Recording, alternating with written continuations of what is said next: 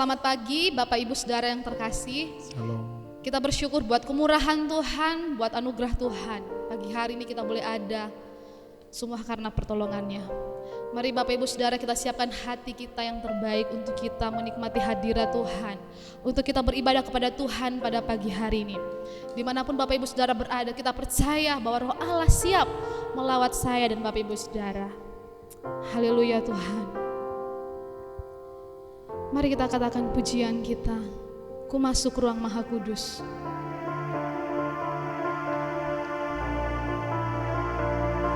Kami mau menyembah Engkau, Raja di atas segala raja.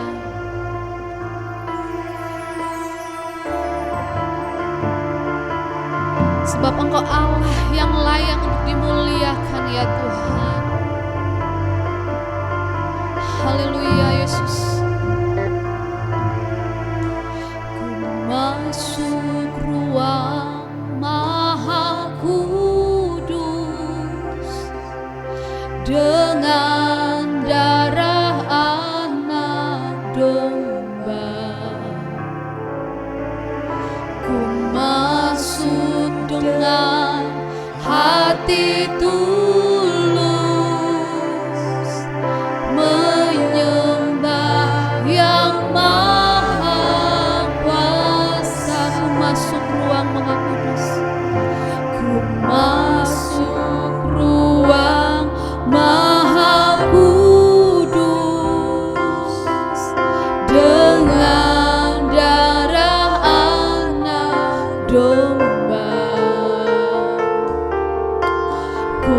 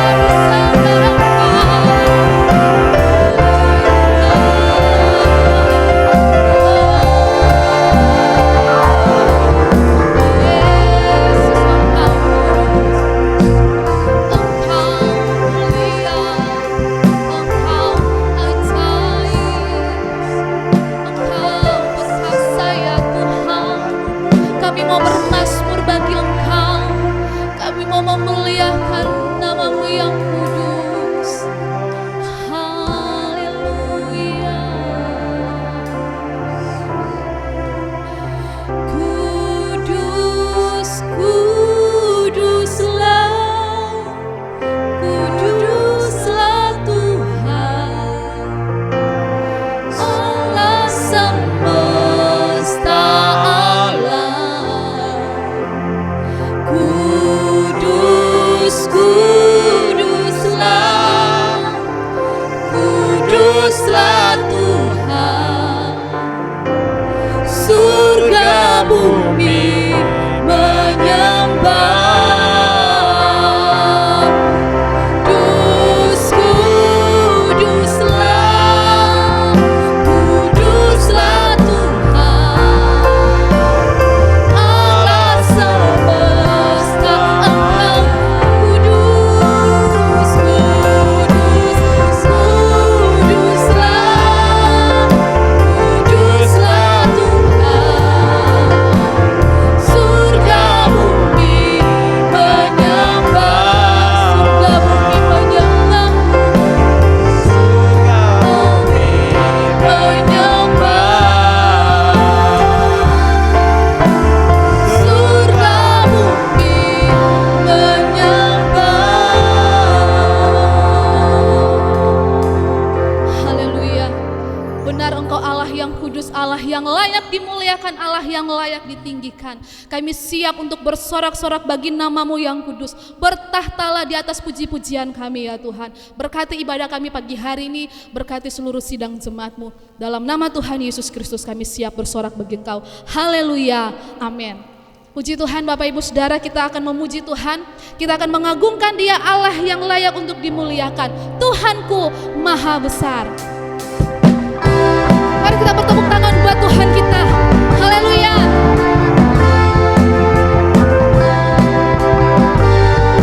Kita mau berseru buat namanya yang kudus.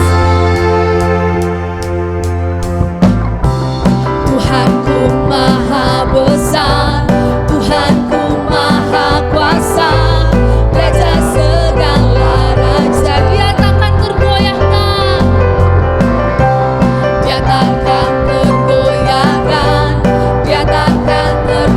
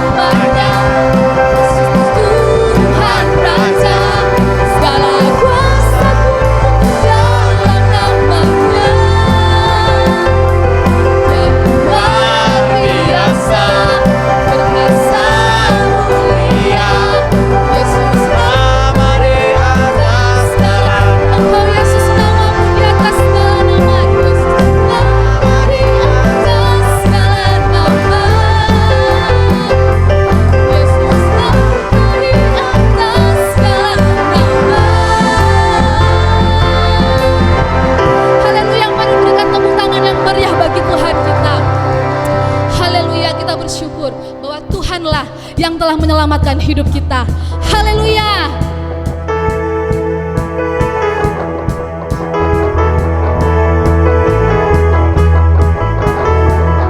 Oleh darah anak domba,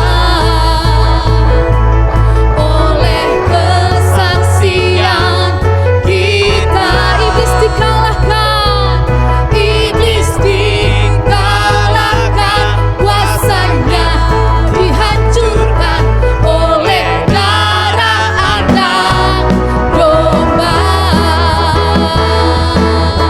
Sekarang telah tiba, sekarang telah tiba, keselamatan dan kuasa dan pemerintahan Allah kita, kuasanya yang diurapinya, karena telah dilemparkannya para pendakwa kita. Sekarang telah tiba, keselamatan dan kuasa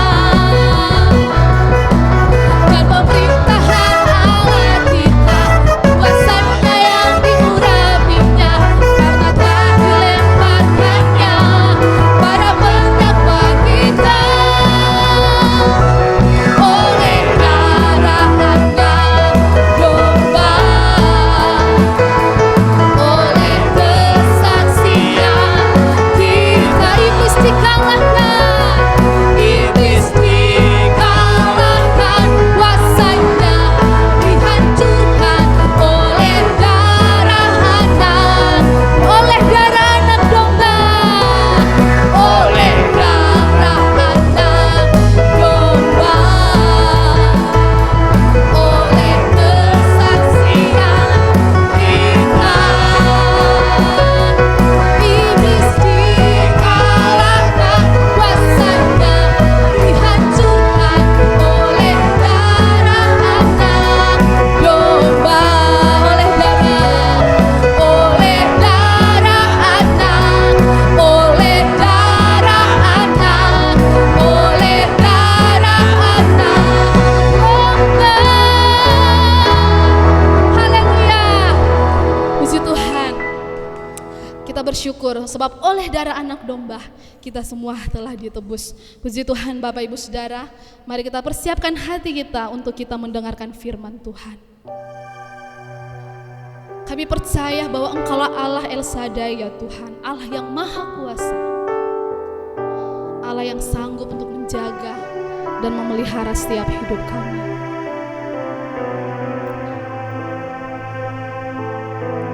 Haleluya, Yesus. Tak usah ku takut, Allah menjagaku. Tak usah ku bimbang, Yesus pelihara. Tak usah ku susah, tak usah ku susah,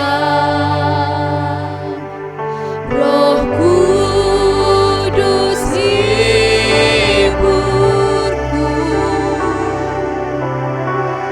Tak usah ku cemas, Dia memberkati. Katakan El Shaddai, El Shaddai.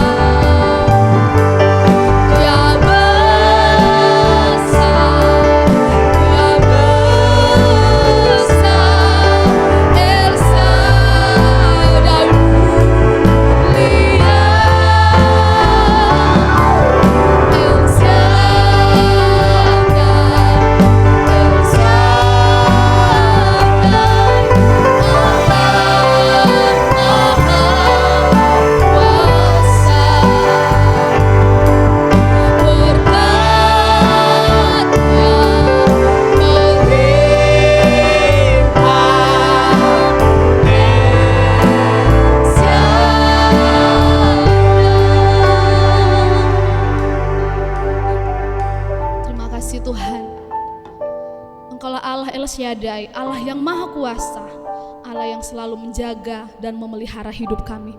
Terima kasih Tuhan, tiba saatnya kami bersama-sama diisi lagi dengan kebenaran firman-Mu. Berkati hamba-Mu yang akan menyampaikan, berkati seluruh sidang jemaat-Mu yang akan mendengarkan. Biarlah Roh Kudus senantiasa menguasai hati kami, sehingga kami dapat memahami kebenaran firman-Mu. Dalam nama Tuhan Yesus Kristus kami berdoa, bersyukur, siap mendengarkan firman-Mu. Haleluya, amin. Salam Bapak Ibu Saudara yang dikasihi oleh Tuhan. Kita bersyukur karena kebaikan Tuhan dalam kehidupan kita. Dan pertolongan Tuhan kiranya yang senantiasa menyertai kita Bapak Ibu. Dan kita boleh berkumpul beribadah pada hari ini. Semua tentu karena kebaikan Tuhan. Kita sudah memuji Tuhan, menyembah Tuhan. Dan saat ini kita akan mendengarkan firman Tuhan Bapak Ibu Saudara. Nah, Bapak Ibu Saudara yang terkasih, pada saat ini kita mendengarkan firman Tuhan yang diberi tema itu menghadapi penyesatan zaman. Menghadapi penyesatan zaman. Saya mengutip di dalam Matius 24 ayat 3 sampai 7 di mana Yesus menyampaikan bahwa penyesatan akan ada. Saya akan baca dalam firman Tuhan. Ketika Yesus duduk di atas bukit Zaitun, datanglah murid-muridnya kepadanya untuk bercakap-cakap sendirian dengan dia. Kata mereka, "Katakanlah kepada kami, bila manakah itu akan terjadi, dan apakah tanda kedatanganmu dan tanda kesudahan dunia?" Kemudian jawab Yesus kepada mereka, "Waspadalah, supaya jangan ada orang yang menyesatkan kamu." Kemudian di dalam ayat 5, "Sebab banyak orang akan datang dengan memakai namaku dan berkata, akulah Mesias, dan mereka akan menyesatkan banyak orang. Dan banyak orang akan murtad, dan mereka akan saling menyerahkan dan saling membenci. Banyak nabi palsu akan muncul dan menyesatkan banyak orang. Dan karena makin bertambahnya kedurhakaan, maka kasih kebanyakan orang akan menjadi dingin.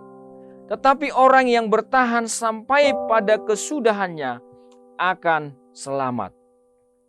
Nah, sebenarnya pertanyaan ini yang diberikan oleh murid-murid itu bertujuan kapan kesudahan atau kapan kedatangan daripada Yesus kedua kali, Bapak Ibu, ya.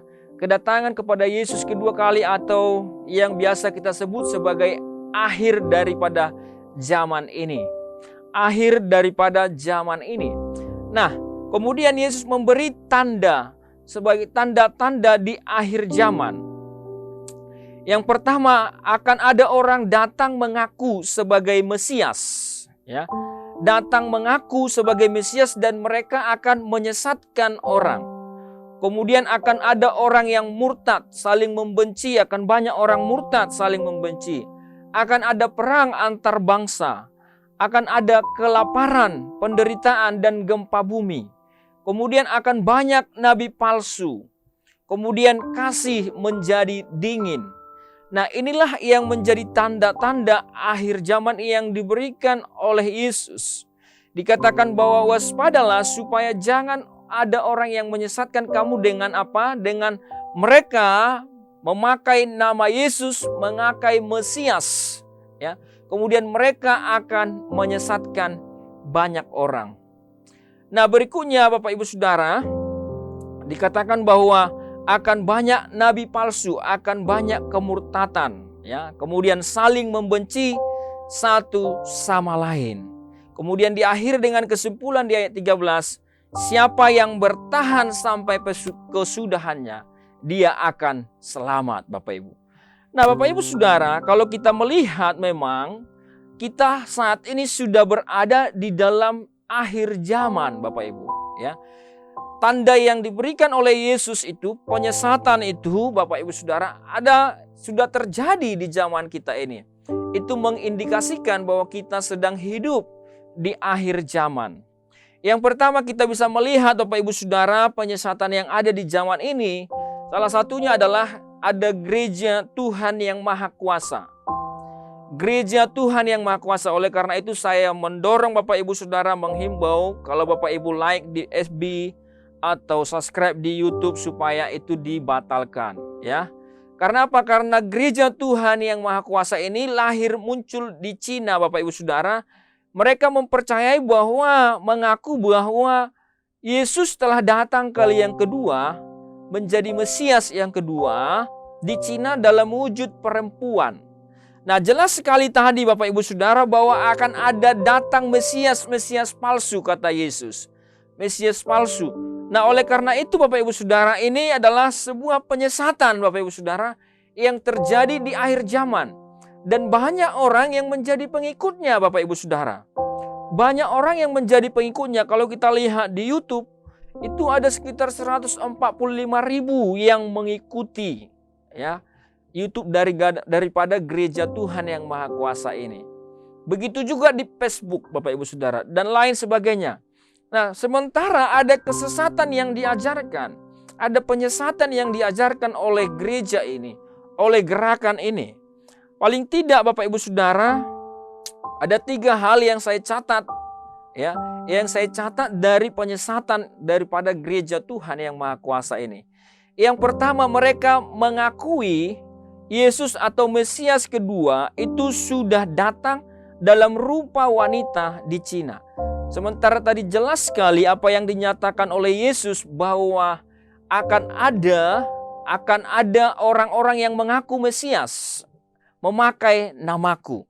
Nah, ini adalah apa yang Yesus telah gambarkan di awal Bapak Ibu Saudara. Sebelum dia berangkat ke surga, sebelum dia meninggalkan dunia ini akan ada penyesatan. Dan inilah salah satu Bapak Ibu Saudara. Yang kedua, gereja Tuhan yang Maha Kuasa ini mereka tidak mengakui Alkitab sebagai kanon yang sudah tertutup. Artinya mereka selalu terbuka kepada wahyu baru, yaitu dari Yesus kedua yang datang ini. Yesus kedua yang datang di Cina ini. Nah Bapak Ibu Saudara, gereja Tuhan yang Maha Kuasa ini itu didirikan oleh sekte, oleh seorang yang bernama Zhao Weixian, Bapak Ibu Saudara ya, bahasa Cina, orang Cina Bapak Ibu Saudara, di mana dia menganggap istrinya Xiang Bin itu diyakini sebagai sosok yang dia percaya sebagai Yesus perempuan. Ya, mereka kemudian Bapak Ibu Saudara karena ajaran ini mereka melarikan diri dari Cina sekitar tahun 2000, kemudian mereka mendapat suaka politik di Amerika ya. Jadi bayangkan Yesusnya melarikan diri, tetapi Bapak Ibu Saudara, walaupun terjadi seperti itu, banyak orang yang menjadi pengikutnya. Jelas-jelas tokohnya itu sekarang melarikan diri, tetapi banyak orang yang menjadi pengikutnya. Nah Bapak Ibu Saudara, itulah yang saya katakan bahwa ada penyesatan, mereka mengakui sebagai Kristus kedua yang datang ke dunia dan mereka tidak mengakui Alkitab sebagai kanon yang tertutup, Bapak Ibu. Artinya selalu terbuka wahyu baru yang diberikan oleh si istrinya tadi, ya, sosok Yesus yang perempuan ini untuk terus menyampaikan wahyu baru kepada pengikutnya. Nah, yang ketiga, mereka diberitahu, ajarannya adalah mereka diberitahu bahwa selama mereka memberikan donasi persembahan, maka Tuhan yang Maha Kuasa, dalam tanda kutip Tuhan yang Maha Kuasa adalah perempuan tadi yang sudah menjadi, yang mereka anggap Yesus yang sudah menjadi perempuan itu. Jadi bukan Tuhan yang Maha Kuasa sesuai dengan yang ada dalam pikiran kita Bapak Ibu. Nah, itu akan menanggung derita mereka selagi masih ada persembahan. Tapi kalau tidak ada lagi persembahan, maka mereka akan dipenuhi oleh derita. Nah Bapak Ibu Saudara, ini adalah sebuah kesesatan Bapak Ibu yang ada di dalam zaman ini. Nah berikutnya kalau kita lihat Bapak Ibu Saudara, yang kedua adalah, ya kalau kita lihat di dalam media-media sosial Bapak Ibu Saudara, di dalam Facebook, di YouTube, ya, dan lain-lain di media sosial, ya Bapak Ibu yang aktif di media sosial. Itu dikatakan tadi di dalam ayat 10, banyak orang akan murtad dan mereka akan saling membenci. Ya. Nah kalau kita lihat di dalam media-media sosial secara khusus di YouTube, ada banyak hamba-hamba Tuhan yang mengaku hamba Tuhan. Kita tidak tahu dari mana, tiba-tiba saja dia buat channel, kemudian tiba-tiba dia menjadi pengkhotbah, kemudian menjadi apologetik. tanpa ada pernah dia belajar di STT, tanpa dia pernah belajar, tanpa pernah dia dimuridkan. Bahkan banyak dari mereka tidak menghadiri gereja. Ya.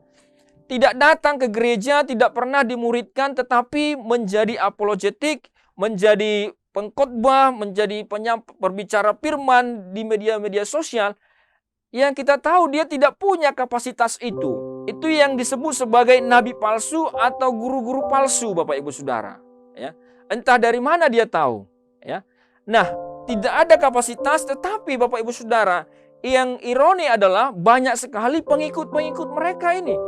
Dan biasanya yang dibahas adalah bagaimana membenci satu sama lain dengan dalih-dalih sebagai apologetik, sebagai debat, ya, dengan membenci satu dengan yang lain. Nah, oleh karena itu Bapak Ibu Saudara, ini adalah contoh-contoh penyesatan, dan mereka akan menyesatkan banyak orang.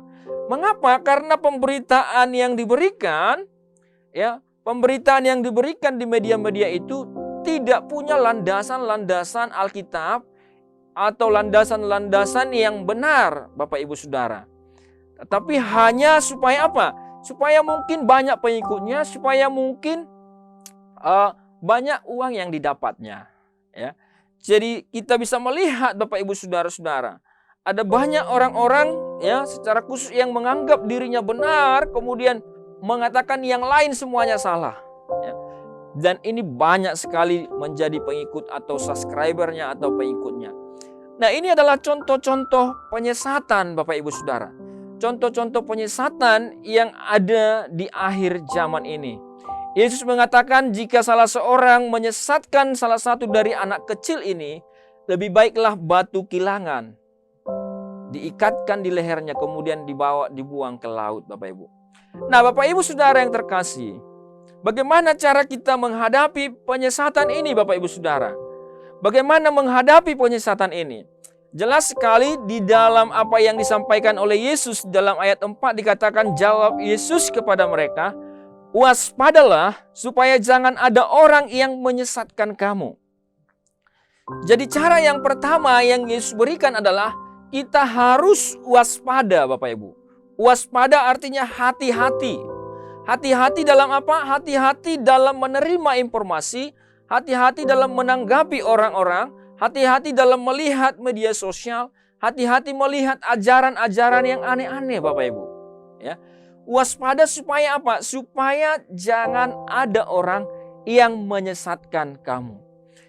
Waspada, hati-hati berarti kita melihat posisi kita di mana, dan kita juga bisa melihat apa yang ada di hadapan kita. Seperti kita berjalan dengan hati-hati, Bapak Ibu. Nah, Bapak Ibu Saudara, pertama yang diberikan oleh Yesus adalah kita harus waspada. Yang kedua adalah di dalam ayat 13 dikatakan, tetapi orang yang bertahan sampai pada kesudahannya akan selamat. Bertahan artinya kita bertahan tetap di dalam Injil, kita tetap bertahan di dalam pengharapan, kita tetap bertahan di dalam iman itu, Bapak Ibu Saudara. Sehingga apa? Sehingga kesudahannya, ketika tiba kesudahannya, kita akan selamat. Nah, itu ada dua cara yang diberikan oleh Yesus di dalam teks itu. Pertama, kita harus waspada.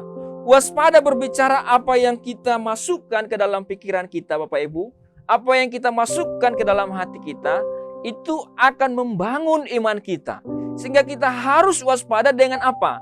Waspada dengan tontonan kita, waspada dengan bacaan kita, waspada dengan ajaran-ajaran yang kita dengarkan. Dan mari kita kembali kepada Alkitab. Nah, Bapak Ibu Saudara, sehingga ketika kita kembali kepada Alkitab, kita tetap bertahan di dalam iman yang murni kepada Tuhan. Nah, itu Bapak Ibu Saudara, bagaimana cara kita menghadapi penyesatan ini, Bapak Ibu. Nah, kita bisa melihat juga Bapak Ibu Saudara, nasihat Rasul Paulus di dalam Kolose 1 ayat 1 sampai ayatnya yang ke-29. Kolose pasal 1 ayat 1 sampai ayatnya yang ke-29. Bapak Ibu Saudara, surat Kolose itu bertemakan keutamaan Kristus, di mana Kristus yang utama. Apa yang telah Kristus kerjakan, apa yang telah Allah berikan kepada orang-orang percaya yang ada di jemaat Kolose, Bapak Ibu Saudara. Itulah tujuan daripada Rasul Paulus memberitakan keutamaan Kristus. Mengapa Paulus mengajarkan itu kepada jemaat Kolose? Karena Bapak Ibu Saudara, terjadi adanya ajaran-ajaran palsu yang mulai masuk, yang mulai merongrong ajaran yang benar di dalam jemaat Kolose. Sama seperti kita lihat Bapak Ibu zaman ini, Bapak Ibu Saudara, banyak sekali, gampang sekali ada ajaran-ajaran, dan saya perhatikan orang itu lebih suka melihat ajaran-ajaran yang nyeleneh gitu ya Bapak Ibu Saudara. Yang miring-miring, kira-kira begitu ya. Yang miring-miring, orang lebih suka melihat ajaran yang miring-miring. Ya, yang nyeleneh kemudian banyak mengikuti ya. Apalagi kalau ada perdebatan-perdebatan. Nah, tetapi saya mau ingatkan Bapak Ibu Saudara bahwa kita tidak memenangkan orang melalui perdebatan, tapi melalui penginjilan, Bapak Ibu ya. Nah, Bapak Ibu Saudara, kalau kita lihat Kolose 1 ayat 1 sampai ayat 29, di dalam ayat 1 sampai 2 itu adalah salam pembuka dari surat Paulus ya. Itu menjadi ciri khas dari surat Paulus. Di dalam ayat 1 sampai 2 dikatakan dari Paulus, Rasul Yesus Kristus oleh kehendak Allah. Paulus sedang mengklaim kerasulannya bahwa dia menjadi rasul karena kehendak Allah, karena dipilih oleh Allah. Kemudian Bapak Ibu Saudara, di dalam ayat 3 sampai 8 itu berbicara mengenai keadaan jemaat di mana Paulus mengucap syukur atas perkembangan iman jemaat itu. Dalam ayat 3 dikatakan, kami selalu mengucap syukur kepada Tuhan kita Yesus Kristus, Bapa Tuhan kita Yesus Kristus, setiap kali kami berdoa untuk kamu. Mengapa mengucap syukur? Karena kami telah mendengar tentang imanmu dalam Kristus Yesus dan tentang kasihmu terhadap semua orang. Jadi jelas jemaat di Kolose itu sedang bertumbuh imannya, sedang berkembang kasihnya, Bapak Ibu Saudara. Kemudian oleh karena pengharapan yang disediakan bagi kamu di surga, ya, tentang pengharapan itu lebih dahulu kamu dengar dalam firman kebenaran, yaitu Injil. Jadi jelas sekali Bapak Ibu Saudara bahwa di dalam ayat 3 sampai 8 Paulus sedang mengucap syukur atas perkembangan iman, atas pertumbuhan rohani yang dialami oleh jemaat Kolose. Kemudian di ayat 6 Paulus mengucap syukur atas pertumbuhan, perkembangan daripada pekabaran Injil. Ya, pekabaran Injil yang begitu pesat yang terjadi. Bahkan dikatakan yang sudah sampai kepada kamu Injil itu berbuah dan berkembang di seluruh dunia. Ya, berkembang di seluruh dunia. Jadi Bapak Ibu Saudara, itulah yang diberitakan oleh Rasul Paulus bahwa kita bisa melihat ada pertumbuhan rohani pada jemaat itu, kemudian ada perkembangan pemberitaan Injil. Nah, kita bisa melihat pertumbuhan rohani itu akan berbanding lurus dengan perkembangan pemberitaan Injil. Jadi kalau saya mengatakan saya bertumbuh secara rohani, maka saya akan menjadi saksi Kristus yang efektif, Bapak Ibu Saudara. Sehingga ketika saya bertumbuh secara rohani, maka saya juga akan memberitakan Injil. Karena apa? Karena hidup saya akan menjadi kesaksian bagi tetangga saya, bagi orang-orang di sekitar saya, bagi keluarga saya. Nah, jadi Bapak Ibu Saudara, kalau kita mengatakan kita bertumbuh secara rohani, maka seharusnya pekabaran Injil juga bertumbuh bersama, Bapak Ibu Saudara. Nah, itu yang ada di dalam ayat 3 dan ayat 8. Tetapi Bapak Ibu Saudara, kalau kita melihat Bapak Ibu Saudara, di samping pertumbuhan, di samping perkembangan rohani itu, selain perkembangan rohani yang sedang terjadi, di dalam ayat 9 sampai ayat 12, Paulus mengucapkan doanya untuk jemaat itu. Dalam ayat 9 dikatakan, sebab itu sejak waktu kami mendengarnya, mendengar pertumbuhan iman itu, mendengar pertumbuhan rohani jemaat Kolose itu, kemudian Paulus mengatakan, kami tidak berhenti-henti berdoa untuk kamu. Jadi walaupun Paulus tahu bahwa mereka bertumbuh dalam iman, bertumbuh dalam kerohanian, pekabaran Injil itu pun bertumbuh, tetapi doa Paulus tetap menyertai jemaat di Kolose. Paulus mengatakan bahwa supaya kamu menerima hikmat, mengetahui kehendak Tuhan, kemudian hidup layak, berkenan kepada Tuhan, memberi buah, bertumbuh dalam pengetahuan yang benar, kemudian dikuatkan untuk menanggung segala sesuatu dengan tekun dan sabar, dan mengucap syukur kepada Bapa. Itulah doa Paulus kepada jemaat Kolose, Bapak Ibu, supaya mereka menerima hikmat, mengetahui kehendak Tuhan, dan hidup layak dan berkenan kepada Tuhan, memberi buah, bertumbuh, dan pengetahuan yang benar, kemudian mereka dikuatkan untuk menanggung segala sesuatu dengan tekun dan sabar, sambil mengucap syukur kepada Bapa. Nah, itu bagian yang ketiga yang terdapat di dalam pasal 1, Bapak Ibu Saudara. Kemudian bagian yang berikutnya adalah di dalam ayat 12b sampai ayat 14 itu berbicara mengenai tindakan Bapa. Tindakan Allah Bapa terhadap kita orang percaya. Yang pertama Paulus mengatakan melayakkan kamu. Kemudian melepaskan kamu dari kuasa gelap. Kemudian memindahkan kita dari kerajaan gelap kepada kerajaan Kristus anaknya. Dan yang terakhir tindakan Bapa adalah memberi pengampunan dosa, yaitu penebusan melalui kematian Kristus.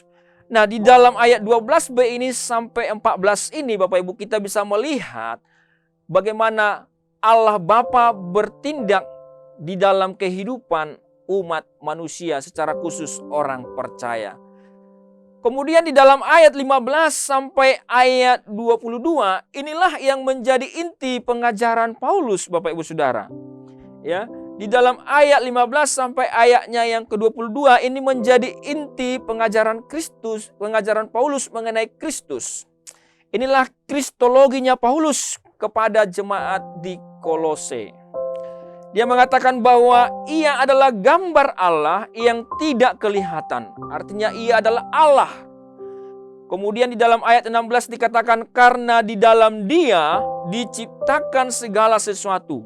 Di dalam Kristus diciptakan segala sesuatu yang ada di surga maupun yang ada di bumi ini, Bapak Ibu Saudara. Nah, ini adalah gambaran Bapak Ibu Saudara, gambaran daripada Kristus. Ini adalah identitas Kristus, identitas Yesus Bapak Ibu Saudara. Jadi Paulus menyampaikan apa yang menjadi ajarannya, ajaran Injil yang sebenarnya. Dikatakan dan di dalam Dia diciptakan segala sesuatu yang ada di surga dan yang ada di bumi, yang kelihatan dan yang tidak kelihatan, baik singgasana maupun kerajaan, baik pemerintah maupun penguasa, maupun segala sesuatu diciptakan oleh Kristus dan untuk Kristus. Ia ada terlebih dahulu dari segala sesuatu, dan segala sesuatu ada di dalam Dia. Ialah kepala tubuh, yaitu jemaat. Ialah yang sulung, yang pertama bangkit dari antara orang mati, sehingga Ia yang lebih utama dalam segala sesuatu. Karena seluruh kepenuhan Allah berkenan di dalam Dia, di dalam Kristus. Dan oleh Dialah, oleh Yesus Kristuslah, Ia memperdamaikan segala sesuatu dengan dirinya, baik yang ada di bumi maupun yang ada di surga. Sesudah Ia mengadakan pendamaian oleh darah salib Kristus. Juga kamu yang dahulu hidup jauh dari Allah dan yang memusuhinya dalam hati dan pikiran seperti yang nyata dalam perbuatanmu yang sekarang. Nah, Bapak Ibu Saudara, kemudian di ayat 22 dikatakan sekarang diperdamaikannya di dalam tubuh jasmani Kristus oleh kematiannya, untuk menempatkan kamu kudus dan tak bercela dan tak bercacat di hadapannya. Nah, kita bisa melihat Bapak Ibu Saudara, inilah inti ajaran Paulus, kristologinya Paulus kepada jemaat di Kolose. Paulus mengingatkan mana yang benar, keutamaan Kristus. Karena apa? Karena kita bisa melihat di dalam jemaat Kolose yang diserang adalah ajaran mengenai Kristus. ya. Ada percampuran atau ada sinkritis, Bapak Ibu Saudara, mencoba mencampur ajaran-ajaran yang sudah dikabarkan terlebih dahulu oleh Paulus melalui Epapras, ya. Bapak Ibu, kita tahu sama-sama bahwa Paulus tidak pernah pergi ke Kolose, Bapak Ibu, ya. Tidak pernah pergi ke Kolose, kemudian Epapras lah yang dia muridkan yang pergi ke Kolose. Nah, kita tahu apa yang dia ajarkan pertama-tama, kemudian dia ingatkan, dia nasihatkan kembali supaya apa? Supaya mereka kembali kepada ajaran Injil itu. Nah, Bapak Ibu Saudara, sebab itu Paulus mengatakan, Bapak Ibu Saudara, di dalam Kolose pasal 1 ayat 23, ini nasihat Paulus dalam menghadapi penyesatan itu, dalam menghadapi ajaran-ajaran palsu. Paulus mengatakan, sebab itu kamu harus bertekun dalam iman. Bertekun dalam iman. Kemudian kamu harus tetap teguh dan tidak bergoncang. Dan yang ketiga, tidak mau digeser dari pengharapan Injil. Nah, Bapak Ibu Saudara yang terkasih, ada 3 nasihat Paulus kepada jemaat di Kolose dalam teks ini. Pertama, bertekun dalam iman. Bertekun dalam iman artinya terus-menerus menghidupi iman itu. Menghidupi Kristus dalam kehidupan jemaat itu, Bapak Ibu Saudara. Kita harus bertekun, Bapak Ibu Saudara, sekalipun banyak godaan, sekalipun banyak ajaran-ajaran. Maka oleh karena itu, Bapak Ibu Saudara, saya mendorong Bapak Ibu jemaat Tuhan, baik GSJA Bethesda maupun GSJA Anugerah yang mendengarkan khotbah ini, yang mendengarkan firman ini, Bapak Ibu Saudara. Bapak Ibu, kadang-kadang memang kalau kita melihat itu, kadang-kadang kalau kata orang, rumput tetangga itu selalu lebih hijau katanya, ya.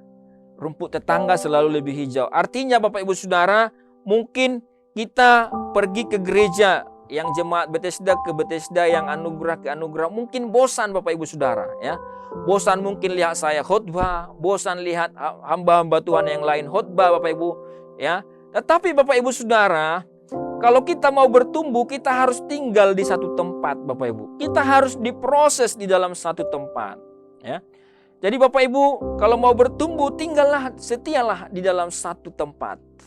Sama seperti kalau kita menanam pisang atau menanam sesuatu, Bapak Ibu Saudara, kalau hari ini kita tanam, kemudian minggu depan kita pindah lagi, oh tanahnya ini kurang subur, kemudian pindah lagi, oh tanahnya lagi kurang subur, lebih subur di sana, kita pindah lagi, oh tanahnya lebih subur lagi di sana, kita pindah lagi. Maka yang ada tanaman itu bukannya bertumbuh, tetapi menjadi mati malahan, Bapak Ibu Saudara, ya. Nah, oleh karena itu Bapak Ibu Saudara, itulah artinya bertekun, Bapak Ibu Saudara, ya. Ketika engkau tinggal di dalam satu wadah, di dalam satu gereja, dalam satu pengajaran, kemudian diproses di sana, bertekun di sana, Bapak Ibu Saudara. Kita disuruh bertekun di dalam pengajaran, Bapak Ibu Saudara. Pengajaran yang dimaksudkan oleh Paulus adalah pengajaran mengenai Kristus itu sendiri. Nah, yang kedua adalah tetap teguh dan tidak bergoncang. Bapak Ibu Saudara, untuk bisa berdiri teguh, untuk bisa tetap teguh, maka kita harus berdiri di atas pondasi, di atas sesuatu yang kuat, Bapak Ibu Saudara. Jadi berbicara mengenai berdiri teguh, berbicara mengenai tetap teguh, Bapak Ibu Saudara, itu berbicara mengenai pijakan. Nah, pijakannya apa? Ya, pijakan berbicara mengenai di atas dasar apa kita berpijak. Apakah dasar yang kita pijak itu adalah kuat, kokoh atau tidak? Karena Bapak Ibu Saudara, kalau kita memijak sesuatu yang tidak kuat, dasar kita berpijak tidak kuat, dasar kita berdiri tidak kokoh, maka seperti sekuat apapun kita tidak akan bisa berdiri teguh. Kita akan goyang, goncang kemana-mana, Bapak Ibu. Ibarat Bapak Ibu ada di atas satu drum yang ada di dalam sungai, ya, berdiri, maka otomatis Bapak Ibu Saudara akan jatuh. Tapi kalau kita berpijak sekalipun itu ada di sungai, tapi di sungai itu ada batu yang kuat, batu yang kokoh, kita berdiri di sana, maka pijakan itu kokoh, maka kita akan tetap kuat di sana, tidak akan goncang, kita akan tetap teguh di atas sungai itu. Karena kita berdiri di atas batu, sekalipun ada di atas sungai. Nah, Bapak Ibu Saudara yang terkasih, oleh karena itu, untuk kita tetap teguh Bapak Ibu Saudara, mari kita menaruh pijakan kita, pondasi kita, dasar kita dengan kuat Bapak Ibu Saudara. Yaitu dasar di dalam Kristus. Bapak Ibu tidak perlu mencari kemana-mana Bapak Ibu Saudara. Ada satu hikmat Bapak Ibu Saudara, ya. Ketika kita mau membedakan mana uang palsu dengan mana uang asli, maka yang dipelajari itu bukan uang palsunya Bapak Ibu, tapi yang dipelajari adalah uang aslinya, ya. Jadi yang diperhatikan adalah uang aslinya. Makanya kalau misalnya uang kertas, ya, kalau uang kertas Indonesia rupiah, kita bisa lihat di Rabah, di Terawang, kan begitu ya. Jadi itu dipelajari uang aslinya, sehingga seberapa banyak pun yang palsu datang, kita akan tahu mana yang asli. Karena kita sudah tahu tadi, sudah belajar tadi mana yang asli Bapak Ibu. Nah, demikian juga Bapak Ibu Saudara di dalam pijakan kita, dalam pijakan iman. Di mana kita berpijak, apa yang menjadi dasar kita, kita belajar benar-benar mana yang asli, kita belajar benar-benar firman Tuhan, membaca benar-benar firman Tuhan, kita benar-benar teguh di dalam iman, yaitu Kristus yang telah mati bagi kita, yang telah datang bagi kita, menebus dosa kita, dan Dia menyediakan tempat bagi kita di surga nanti bersama-sama dengan Kristus Bapak Ibu. Ya. Jadi Ia mati dan Ia bangkit hidup kembali dan nanti akan datang kembali. Nah, pijakan iman ini Bapak Ibu Saudara, pijakan iman yang kokoh ini, maka ketika kita berpijak dengan kokoh Bapak Ibu di tempat yang kokoh, di pondasi yang kokoh, maka saya percaya Bapak Ibu Saudara, kita tidak akan bergoncang, kita akan tetap teguh. Yang ketiga adalah tidak mau digeser dari pengharapan Injil. Tidak mau digeser dari pengharapan Injil. Jangan mau Bapak Ibu digeser, ya. Jadi bertekun dengan iman, tetap teguh dan tidak bergoncang. Dan yang ketiga, tidak mau digeser dari pengharapan kita akan Injil, yaitu Kristus yang mati bagi saya. Yohanes 3 ayat 16, karena begitu besar kasih Allah akan dunia ini, sehingga Ia telah mengorbankan anaknya yang tunggal, supaya setiap orang yang percaya kepadanya tidak binasa, melainkan beroleh hidup yang kekal. Hidup yang kekal inilah pengharapan kita Bapak Ibu Saudara. Hidup yang kekal inilah pengharapan kita dari Injil itu. Hingga kita percaya bahwa satu kelak kita akan dibangkitkan kembali dari kematian. Jangan pernah mau digeser dari pengharapan ini, dari pengharapan akan Injil Bapak Ibu Saudara. Jika di dalam teks tadi Yesus katakan menghadapi penyesatan zaman Bapak Ibu Saudara, kita harus waspada. Kemudian yang kedua, kita harus bertahan Bapak Ibu. Sementara kemudian Paulus menambahkan Bapak Ibu, kita harus bertekun dalam iman. Kita harus tetap teguh dan tidak bergoncang. Kemudian kita tidak boleh digeser dari pengharapan Injil. Itulah cara kita Bapak Ibu Saudara menghadapi penyesatan zaman ini. Waspadalah dengan ajaran-ajaran yang ada. Tetaplah bertahan, tetaplah bertekun di dalam iman, tetap teguh, dan jangan mau digeser dari pengharapan Injil ini Bapak Ibu Saudara. Nah, nasihat Rasul Paulus Bapak Ibu Saudara, kemudian akhirnya di dalam ayat 24-29 dari kitab Kolose, Paulus berbicara mengenai sukacitanya, di mana dia boleh menderita dalam melakukan pelayanan pekabaran Injil. Bapak Ibu Saudara yang terkasih, akan ada banyak penyesat-penyesat seperti apa yang disebutkan oleh Yesus. Zaman ini kita hidup di akhir zaman Bapak Ibu. Akan banyak penyesat-penyesat. Tetapi mari Bapak Ibu Saudara, pertama kita waspada. Yang kedua kita tetap bertahan, tetap bertekun di dalam iman. kemudian tetap teguh dan jangan mau digoncang. Dan yang ketiga adalah kita tidak mau digeser dari pengharapan akan Injil. Terpujilah nama Tuhan Bapak Ibu Saudara. Kiranya firman Tuhan ini, kiranya kita semua tetap ada di dalam kasih karunia Tuhan dan mengalami keselamatan yang daripada Kristus. Mari kita berdoa. Bapa di surga, kami bersyukur Tuhan buat kasih setiamu dalam hidup kami. Engkau Allah yang telah datang ke dunia Tuhan dan menjadi sama seperti kami manusia Tuhan. Menggantikan keberdosaan kami, menebus kami. Kasih-Mu yang begitu besar bagi kami.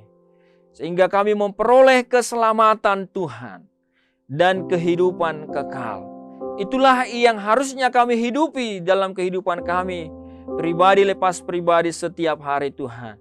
Kiranya Tuhan, di dalam masa-masa akhir ini Tuhan, biarlah Roh-Mu akan memimpin kami Tuhan. Roh Kudus memimpin kami Tuhan.